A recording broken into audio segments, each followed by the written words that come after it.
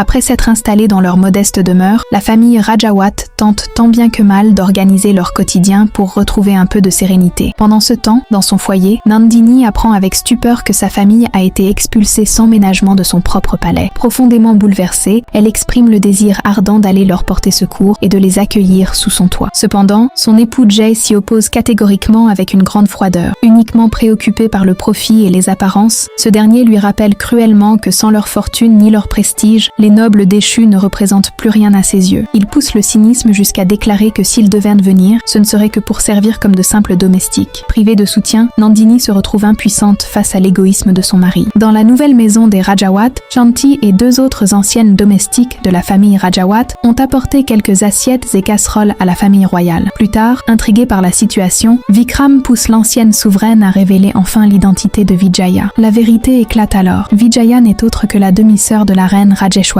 Née dans la précarité et rongée par une jalousie obsessionnelle, elle a toujours convoité le statut de sa sœur, allant jusqu'à orchestrer l'enlèvement de Rajeshwari le jour de son mariage pour prendre sa place. Rongée par une rancœur tenace après des années de séparation, Vijaya est revenue accomplir sa vengeance ultime. Au même moment, Veer rentre avec du chemise rempli de la boue et annonce que Vijaya s'est emparée de l'hôpital et lui interdit de revoir son père Devijay sans invoquer les recommandations de Vijaya à la reine. Pendant la nuit, Veer raconte à Rani que Vijaya veut que la reine Rajeshwari vienne la supplier avant de leur laisser partir avec le roi Devijay. Mais sans soumettre la reine Rajeshwari à l'humiliation exigée par Vijaya, Rani élabore un plan astucieux. Elle met en scène une discussion privée entre Veer et l'ancienne souveraine et enregistre discrètement son discours. En isolant adroitement une séquence où la reine exprime des paroles de regret d'une manière générale, Rani réussit à fabriquer une vidéo d'excuses parfaitement crédible. Cependant, la reine Rajeshwari, toujours impatiente de revoir son époux hospitalisé, tente de partir sur le champ pour l'hôpital. Consciente du risque majeur que la souveraine ne gâche tout en affrontant Vijaya en personne avant l'envoi de la vidéo, Rani simule une fausse blessure à la cheville pour l'arrêter à temps. Retenue par ce prétexte, la reine laisse finalement les choses entre les mains de son fils et de Rani. Pendant ce temps, à l'école de son fils Suraj, elle n'hésite pas à faire pression sur le proviseur de l'école de son fils pour imposer sa volonté sans le moindre respect en le frappant au visage avec une règle. Dans le palais usurpé, Vijaya assoit son pouvoir avec une grande tyrannie. Au même moment, Veer se rend auprès de Vijaya pour tenter de débloquer l'accès aux soins de son père. Face à l'arrogance de Vijaya, qui exige toujours qu'il s'agenouille ou que l'ancienne reine vienne supplier en personne, le docteur conserve son sang-froid. Il lui présente alors l'enregistrement vidéo concocté par Rani. Vijaya visionne la séquence avec une satisfaction triomphante, convaincue d'avoir enfin brisé l'orgueil de sa rivale de toujours. Mais ce qu'elle ignore encore, c'est qu'il ne s'agit que d'un piège habile tendu par la famille Rajawat. N'hésite pas à t'abonner à la chaîne Flash Ciné et à laisser un commentaire bienveillant pour soutenir l'équipe et ne rien rater des prochains épisodes captivants de cette série.